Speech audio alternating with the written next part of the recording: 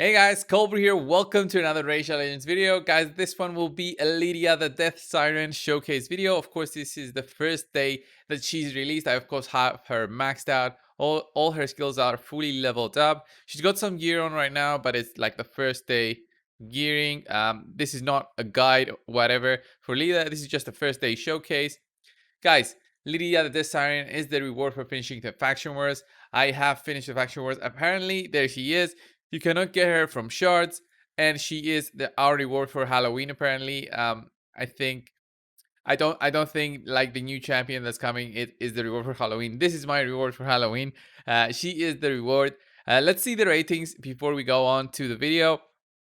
To the showcase. So the ratings here are under 4 for her. Very underwhelming. I usually do not, base my own opinion on, the champion that I have based on this.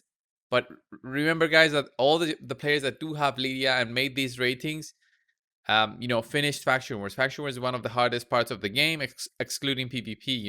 PvP is a whole different area filled with whales. PvE wise, I think Faction Wars is harder, much harder than actually, just 2 keying or even 1 keying Ultra Nightmare at the state of, the Ultra Nightmare clan boss being right now. I think Faction Wars is much harder. Some of the bosses there are extremely hard. Even if you have the specific champions, just gearing everyone, it takes time. It takes some knowledge of the game.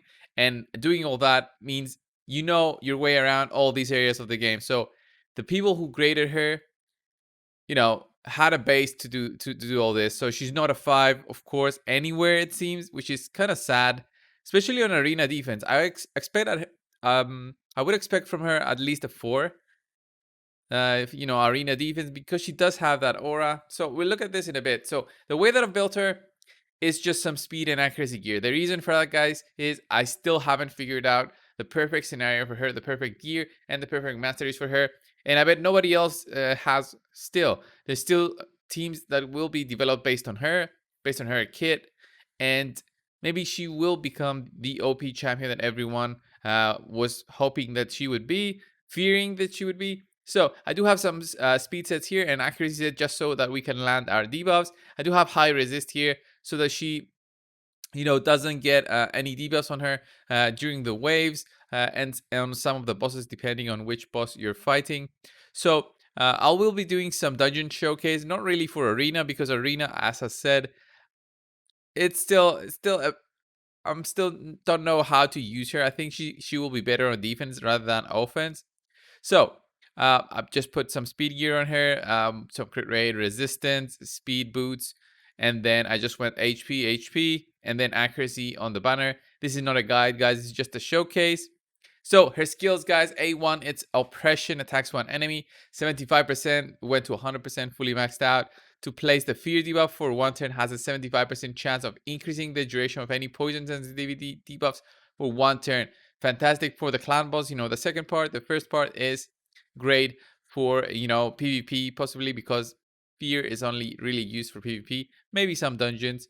So she also has a passive effect, which basically whenever one of your allies gets a freeze, stun, fear, or true fear, she will do a counter attack depending on the debuffs placed. So 1 for each freeze, stun, fear, or true fear.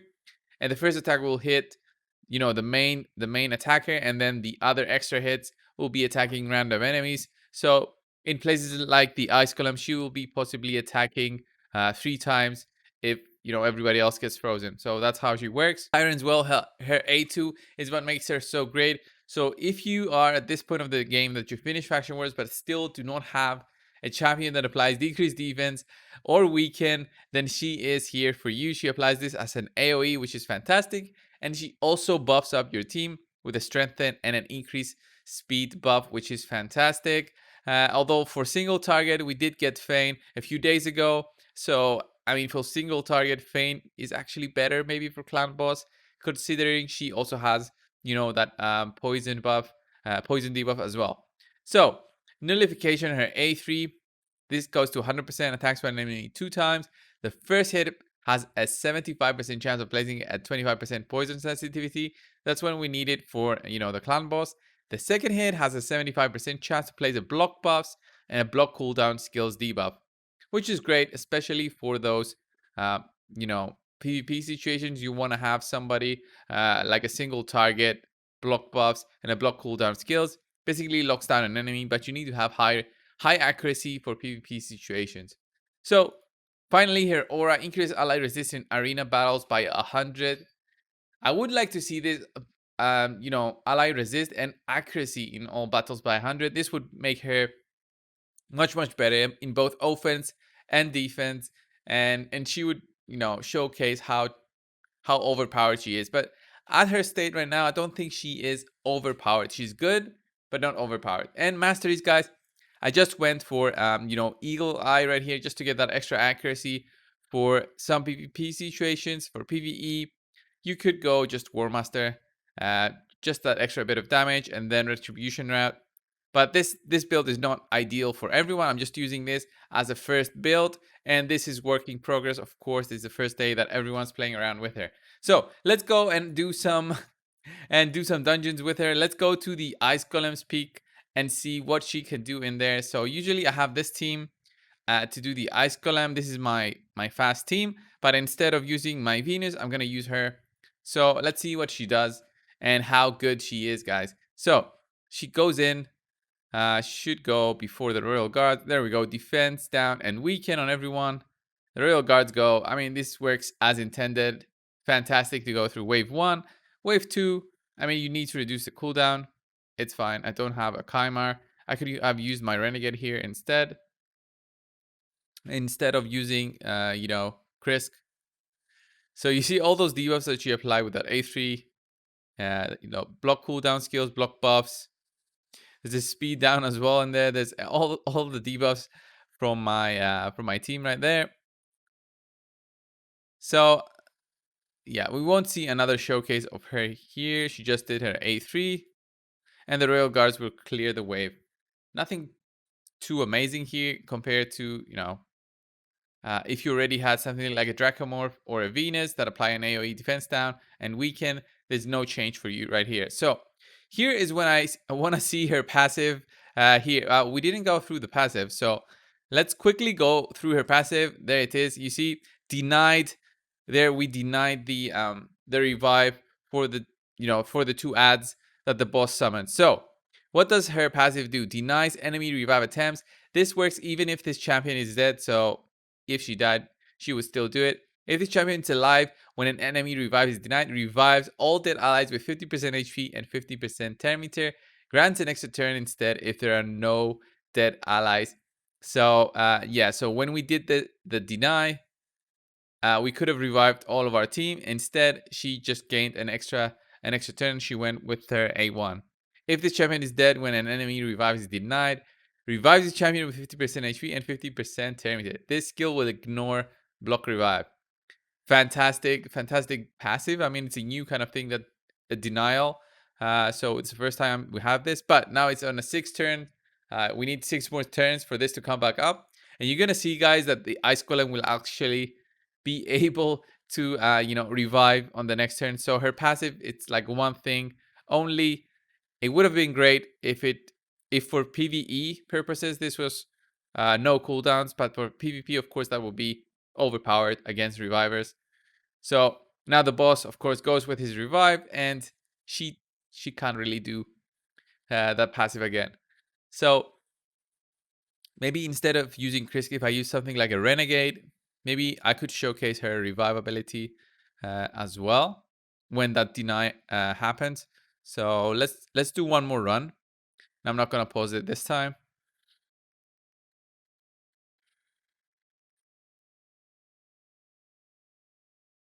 Yeah, it's taking a bit longer, but it's fine. There's a takedown. So let's remove Krisk. Let's put in Renegade. She's the star in this kind of team. Right, so now we put in Renegade in there for that cooldown decrease, and we're gonna try and see if we can do like a very fast run by using her instead of my usual Venus in here.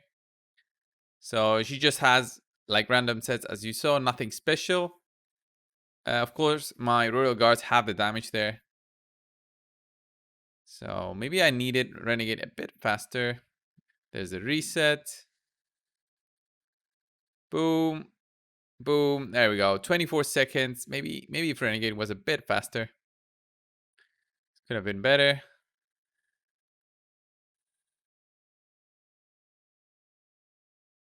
So we want to see Lydia apply that A2. There we go. Buffs up the royal guards and then debuffs all the enemies. We should see the royal guards do their big A2s right away. So the first one's down, and we want to see that revive mechanic and how that works. There it is. Here's the denial, but I don't see a revive from her, which is weird. Okay, everybody died. I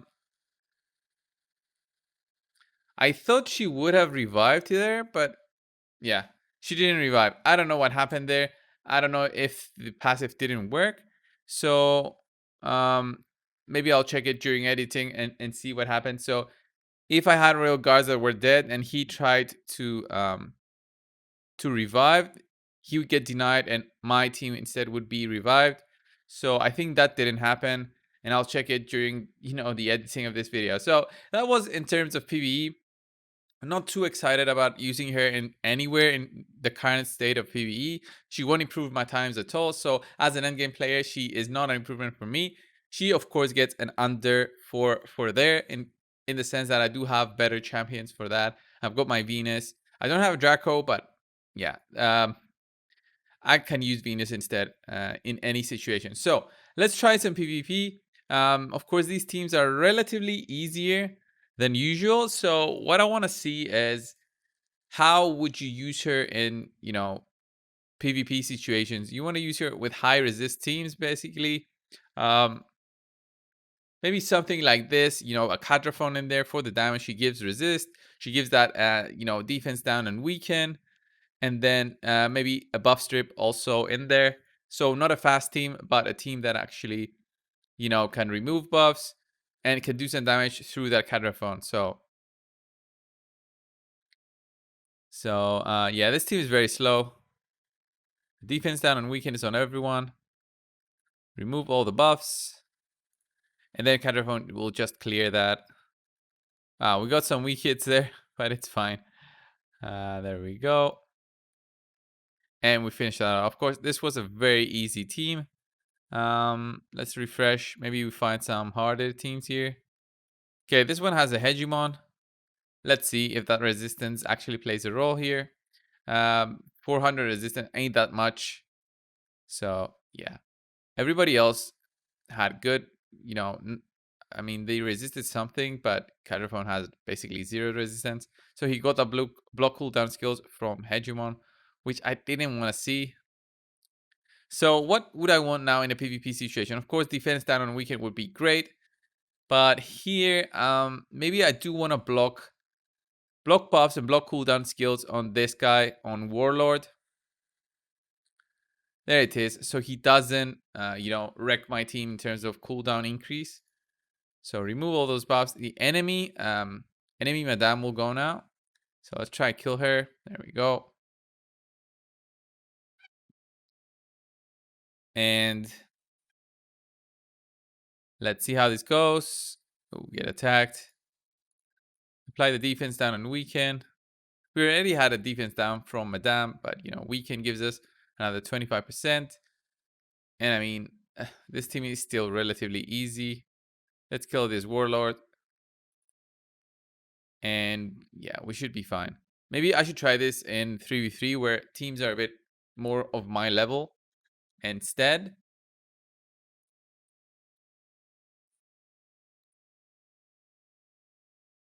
I don't see, let's see this team. This team should ideally be faster than me. There's a Rotos in there. There's a Valkyrie. There we go. Everybody goes first. We see that counter going. She feared that Valkyrie. Let's protect our team here. And what we want to do now is maybe, yeah, let's try and block this Rotos from doing, his skills for the next 3 turns. He's gaining extra turns though, which kind of sucks. He gained so many turns, he actually removed everything from himself. So now let's remove those buffs, which is what we wanted to. And now Caterphone should do his thing, ideally, and just wreck the enemy team. We'll see how that goes. Caterphone. There we go. And he totally wrecks the enemy team. That was a cool idea, but of course, in endgame scenarios, you would also need endgame gear. Let's just go again.